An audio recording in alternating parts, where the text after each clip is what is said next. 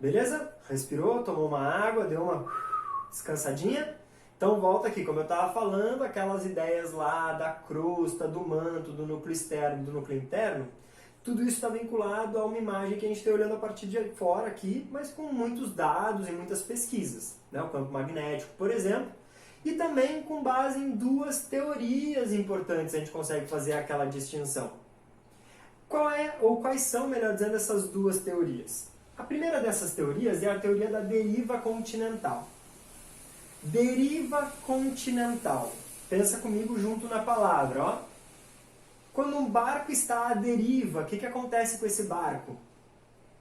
Está lá o barquinho solto no rio. O rio vai levando esse barco para onde a força da água levar. A pessoa que está lá no barco à deriva, ela não consegue direcionar o barco. Quem está levando é o rio, é o mar, é a água. Deriva continental. Não é um barco que está à deriva, são os continentes que estão à deriva. Por que os continentes estão à deriva? Vamos voltar ali. Não é uma camada sólida em cima de uma camada líquida? Quando a gente tem uma camada sólida em cima de uma camada líquida, essa camada sólida ela está flutuando. Quando a gente larga uma folha na água, essa folha não vai ficar flutuando ali, se mexendo? É a mesma ideia, os continentes eles estão em movimento. Porque eles estão boiando em cima do manto. Certo? Essa teoria de um cara chamado Alfred Wegener, ela vai surgir a partir de uma reflexão relativamente simples hoje em dia. Lá atrás a gente tinha a Pangeia. O que é a tal da Pangeia? A Pangeia nada mais é do que um supercontinente. Pangeia, toda a Terra. A Pangeia era um supercontinente que existiu aí há aproximadamente uns 500 milhões de anos atrás. E essa Pangeia, com o passar do tempo, ela foi se dividindo. Ela, num primeiro momento, deu origem à Laurásia. A Laurásia vai reunir América do Norte, Europa e Ásia. E numa outra parte vai estar a Gondwana, ou o Gondwana, que vai ter a América do Sul, a África, a Austrália, a Antártica. A Índia estava aqui no Gondwana e hoje em dia a Índia está lá na Ásia. A gente vai falar sobre o caso da Índia já já. Só que para isso acontecer, percebam o seguinte, a gente tinha toda a Terra junta e aí a Terra se separou. Mas como que a Terra se separou? Como que os continentes antes estavam todos juntos e agora eles estão separados? Bom, aí vem a segunda teoria que é complementar, que é a teoria das placas tectônicas. Só faz sentido falar em deriva continental se a gente entender o que são as placas tectônicas. O que são as placas tectônicas? Aí a gente tem que sacar que o planeta Terra, mais precisamente a crosta, essa camada superior do planeta Terra, ela é como um grande quebra-cabeça. Quando a gente olha assim de fora, parece que está tudo juntinho, tudo grudadinho. Mas na prática não é. É um quebra-cabeça. Existem espaços entre as peças. A gente tem 13 grandes placas, 13 grandes peças. Então a gente tem o planeta Terra, que é a crosta aqui em cima, separado em 13 grandes placas tectônicas. E essas placas tectônicas, elas estão flutuando em cima do manto. Só que esse manto, como ele é líquido, ele não está parado. Esse manto ele está em movimento, que é o que a gente chama de movimento de convecção. Por que movimento de convecção? Abre um parênteses aí, aula de física. Quando a gente tem uma panela cheia de água, o fogo está embaixo, né?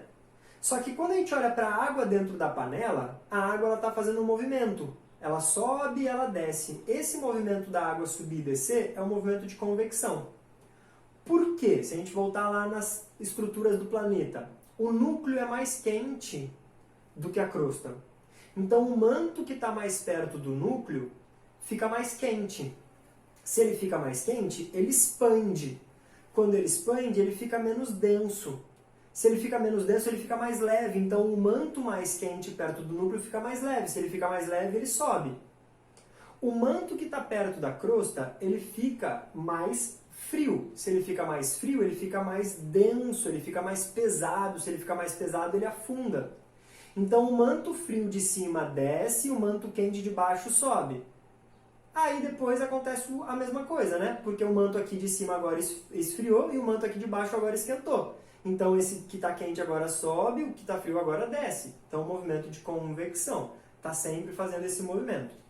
Na medida em que esse movimento vai acontecendo aqui no manto, a placa tectônica que está aqui em cima, ó, subiu o manto, bateu na placa tectônica, empurrou.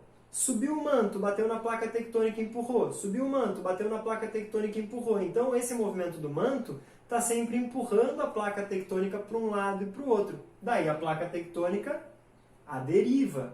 Daí os continentes, à deriva. Dependendo desse movimento de convecção do manto. Beleza?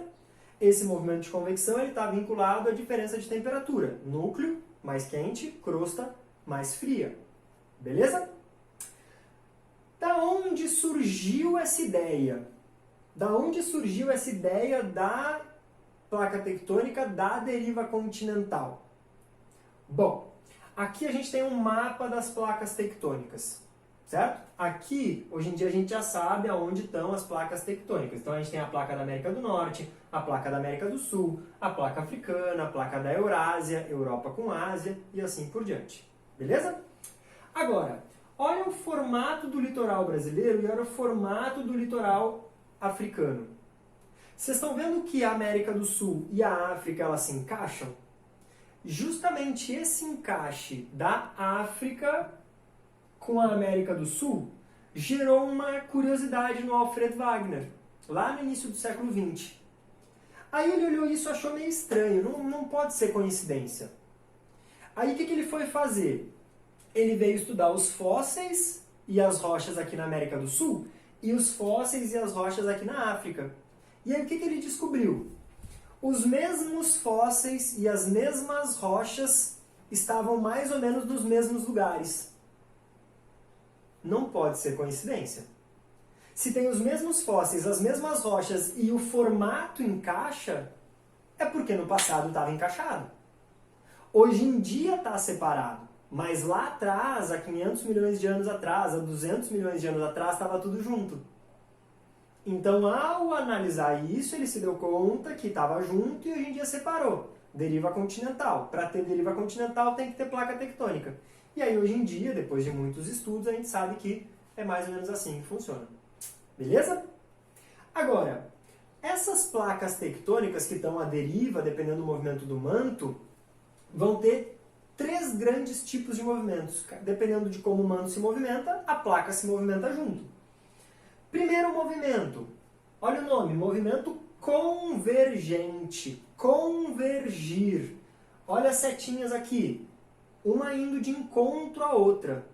Movimento convergente é um movimento de choque de placa tectônica. As placas tectônicas elas querem ir para o mesmo lugar. Como 2 corpos não ocupam o mesmo lugar ao mesmo tempo, essas placas elas se batem. Certo? Qual é o resultado dessa porrada que uma placa dá na outra? Dobramento moderno. Uma placa bate na outra, as rochas que estão ali dobram. Terremoto, porque imagina um continente empurrando o outro. Olha quanta força envolvida não tem. Um está empurrando o outro, daqui a pouco um escorrega. Quando escorrega, treme tudo. Terremoto. E vulcão. Porque como eles estão se chocando, vai gerar vulcanismo. Beleza? O magma que está lá dentro, ele consegue escapar. Por quê? Porque é uma zona de encontro. Essa zona de encontro ela é mais frágil. O magma consegue passar. Um segundo tipo de movimento. Movimento divergente. Ó, divergir, se afastar. Olha as setinhas aqui. Uma indo para um lado, outra indo para o outro. Esse movimento divergente é um movimento de afastamento das placas. Quando as placas se afastam, o que a gente consegue observar? Falhas. Uma placa está encostada na outra. Começou a separar, começou a abrir um buraco. Esse buraco aqui é uma falha. Só que ao abrir esse buraquinho, quem é que está ali embaixo empurrando para sair? O magma. O manto está forçando. Então, quando abrir o espaço, sai o manto. Quando sai o manto, forma o vulcão. E aí esses vulcões todos alinhados, um do ladinho do outro, porque são várias áreas de saída, várias áreas de formação de vulcão, surge o que a gente chama de uma dorsal. Dorsal vulcânica nessa área de encontro das placas tectônicas que estão se afastando. E o terceiro tipo é o movimento transformante, ou também alguns chamam de movimento conservativo. Os dois nomes são aceitos, tá? Ó, percebam as setinhas. Um está indo para um lado, o outro está indo para o outro. Ó. Então um, por exemplo, sobe, o outro desce. Ou um vai para frente, o outro vai para trás. Um vai para norte, o outro vai para sul. Um vai para leste, o outro vai para oeste. Movimento transformante. É um movimento paralelo, onde uma placa tectônica raspa na outra. Beleza? E aí, qual é o resultado disso? Falha, porque tem uma placa em contato com a outra, então tem um buraco no meio aí, que é uma falha. E o terremoto, porque quando uma placa tectônica está empurrando e raspando na outra, isso vai gerar pressão, atrito. Quando essa pressão alivia, escorrega. Estão vendo? Então aqui, ó, minha mão está uma empurrando a outra. Daqui a pouco me escorrega, pá, terremoto, mexeu tudo. Certo? Beleza? Mas vamos ver aqui, ó, só para a gente então finalizar e ver algumas imagens para isso ficar mais materializado, como é que funciona essa dinâmica. Então a gente vai ter aqui, ó, células de convecção, corrente de convecção do manto, e aí a gente pode fazer, em alguns lugares, a separação das placas, movimento divergente.